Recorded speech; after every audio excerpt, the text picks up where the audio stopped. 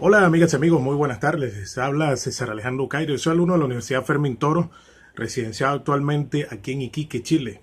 Gusto volver a reencontrarme con ustedes a través de esta materia Derecho Inquilinario, que es dirigida por el profesor Jaime Torrealba, que también nos volvemos a encontrar después de unos cuantos años en Derecho Constitucional en su segunda parte.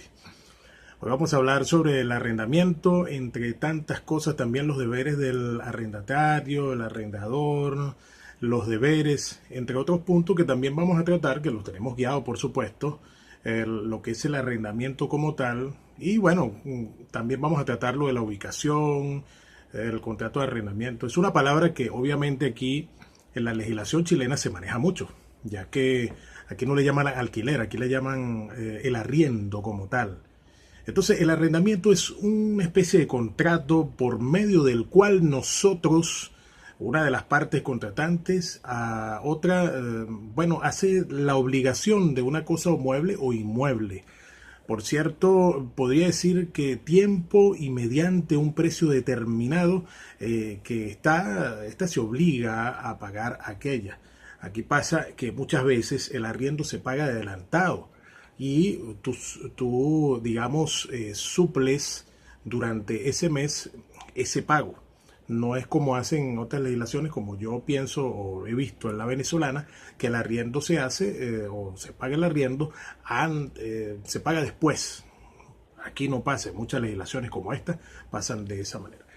Este derecho que confiere el contrato de arrendamiento es un derecho netamente personal y no un derecho real, digamos, sobre la cosa ajena.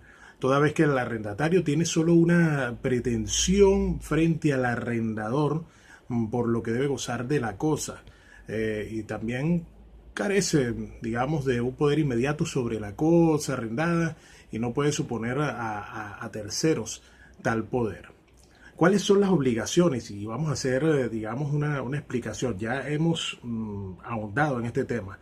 Y deberes del arrendatario. Dentro de la doctrina están las siguientes obligaciones. Debe servir de la cosa arrendada como un buen padre de familia para el uso determinado del contrato, usar y servir de la cosa para el uso determinado en el contrato y a falta de una determinación para el que debe ser destinada, también tenemos que debe pagar las pensiones, arrendamiento de las fechas convenidas. Aquí, por ejemplo, como yo decía, se hace de manera adelantada, pero en otras legislaciones, como la venezolana, por supuesto, como por tener un derecho comparado, se hace de manera mensual. Es decir, después que ya tú alquilas y, por supuesto, o arriendas, o en este caso, tú pagas.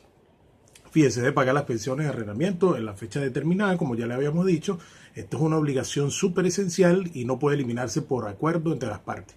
Se desnaturalizaría la esencia del contrato del arrendamiento, o sea, se perdería toda la esencia porque es un convenimiento que hay entre una y otra persona y por supuesto debe haber digamos, esa obligación, pero también un deber. Eso es algo sumamente dogmático, así como cuando cumplimos dentro del tema constitucional. Muchas veces en experiencias previas visitando lo que es la defensa pública, un compadre, en este caso es abogado por cierto, me decía a mí, es preferible no alquilarle a nadie porque eso te crea muchos problemas desde el punto de vista de la justicia. Bueno, quizás eso sea así, pero normalmente esto es algo técnicamente que lo utilizamos para arrendar a otra persona o para alquilar a otra persona y esa persona por supuesto cumple con esa faceta. También dice, sería una obligación sin causa nula, por consiguiente las partes pueden convenir los pagos que se hagan por periodos de un mes trimestral, anual, anticipado por vecino. Muchas veces pasa este fenómeno en que el que va a arrendar pide una parte como un depósito y ese depósito al final cuando tú te vas, por supuesto, usted se lo lleva en caso de alguna imperfección dentro del inmueble o del mueble y bueno, y así sucesivamente, entre tantas cosas que podemos conseguir en este tema. ¿Cuáles son las obligaciones del arrendador y los deberes? Perdón, por la naturaleza del contrato sin necesidad de la convención especial.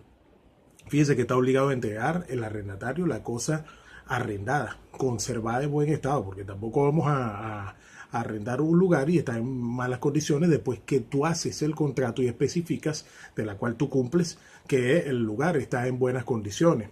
Mantener el arrendatario en el goce pacífico en la cosa arrendada, según lo dice el Código Civil en el artículo 1585, pero nada impide que de alguna manera u otra, dentro de los límites de la autonomía, de la voluntad, las partes aumenten o disminuyan dichas obligaciones. Bueno, pueden darse como no pueden darse. Eso va a estar concatenado con el acuerdo que hay entre el que va a arrendar y el arrendado, en este caso. A diferencia de lo que ocurre dentro de la venta, el arrendador debe entregar la cosa en buen estado. Eso es algo súper importante, según el 1586 del Código Civil, sin distinguir entre estas. ¿Qué es el arrendamiento? Simplemente es un contrato por el cual una de las partes contratantes se obliga a hacer gozar de la otra una cosa mueble o inmueble, como ya lo habíamos dicho, por un determinado tiempo y un precio determinado que se obliga a pagar a aquella. Por ejemplo, en la legislación chilena se paga adelantado, en la legislación venezolana, por poner algo del derecho comparado, la diferencia, por supuesto, se paga luego. Pero bueno, ¿qué es lo que pasa aquí?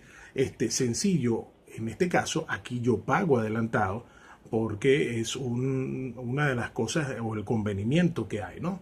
Para conservar y asegurar el arriendo. ¿Cuál es la ubicación en la clasificación general de los contratos? Es un contrato consensual, sinasmático, bilateral, oneroso y de administración. Puede ser conmutativo o aleatorio. Es un contrato sucesivo que se ejecuta por actos repetitivos y recíprocos de disfrute de pago de alquileres, actos que sirven de causa los unos a los otros hasta el extremo que si el uso y lo disfrute no puede llevarse a cabo, no debe al alquiler. Entre otras cosas, el contrato de arrendamiento es un contrato entre la cual se hace entre los contratantes, tanto arrendador que obliga a gozar de la cosa o a gozar de la otra. El arrendatario y de una cosa o mueble, como lo especifica la teoría, por un periodo de tiempo y mediante un precio determinado, que es lo que habíamos dicho, digamos, deber, como lo habíamos dicho de la parte dogmática, entre el arrendatario y el arrendador debe haber una conexión que permita de alguna manera u otra responsablemente cumplir con las obligaciones. Los bienes muebles son aquellos que se pueden trasladarse fácilmente de un lugar a otro. Los inmuebles son todos aquellos, como esto lo hemos visto digamos, en derecho civil, en la segunda parte de la carrera, que hablamos de los muebles y de los inmuebles, que son la parte física y digamos, los muebles son los que se mueven. Por ejemplo, mover un ventilador, mover digamos, una cama o un sofá. Los inmuebles no, todo lo contrario, son aquellos que de alguna manera u otra son los que están en construcción y los que permanecen en construcción, por supuesto, una casa, como por poner un ejemplo. Bueno, de alguna manera u otra hemos hablado de estos temas que de forma corta, concisa y adecuada hablan sobre lo que es el arrendamiento, cumpliendo la fase del derecho inquilinario. Es así que vamos a aprender y vamos a decir cómo podemos utilizar estos métodos en el futuro, uno que se está formando como abogado y que en algún momento de la historia va a ejercer esta carrera dándose cuenta de ciertos aspectos. Les habló César Alejandro Caire, ha sido un placer. Saludos al profesor, a todos ustedes, aquellos que han presenciado esta exposición. Que pasen ustedes una feliz tarde y recuerden, hagan bien y no miren a quién. Esto es para la Universidad Fermín Toro en Derecho Inquilinario. Hasta luego, que la pasen bonito.